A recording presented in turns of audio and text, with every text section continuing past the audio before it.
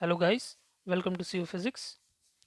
In this question we have to tell about the nature of distance time graph for uniform and non-uniform motion.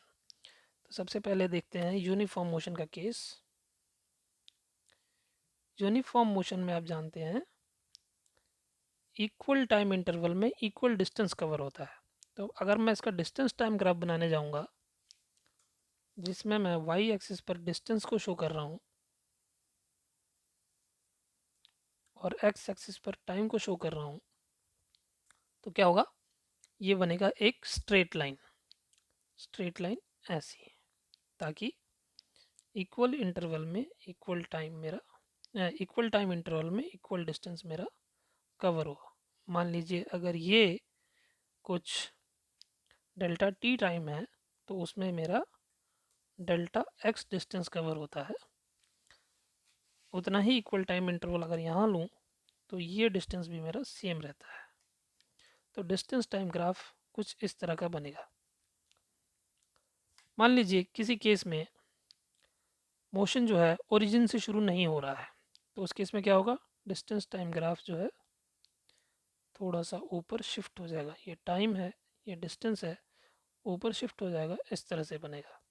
ठीक है, ये ऊपर और shift हो सकता है डिपेंडिंग ऑन द मोशन कहाँ से स्टार्ट हो रहा है। मान लीजिए डिस्टेंस पहले ही कुछ 2 मीटर या 3 मीटर का डिस्टेंस पहले ही कवर हो चुका था और उसके बाद मोशन स्टार्ट हुई है, तो उस केस में ग्राफ कुछ इस तरह का बनेगा। अब ध्यान दीजिए, इस ग्राफ में ये जो लाइन बनाई है मैंने, ये जो स्ट्रेट लाइन बनाई है दोनों,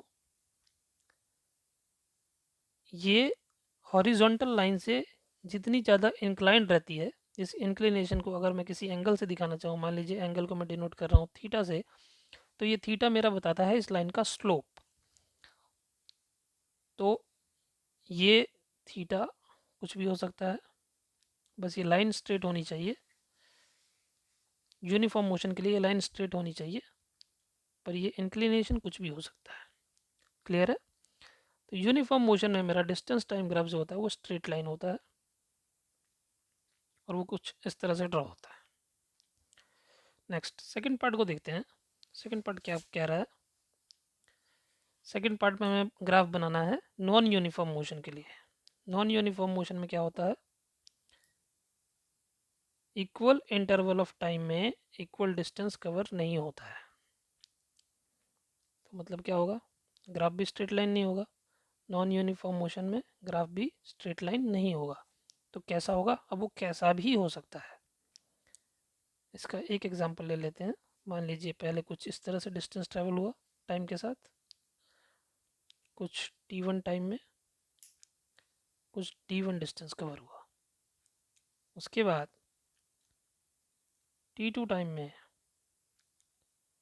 ये t2 माइनस t1 टाइम में कुछ d2 डिस्टेंस कवर हुआ।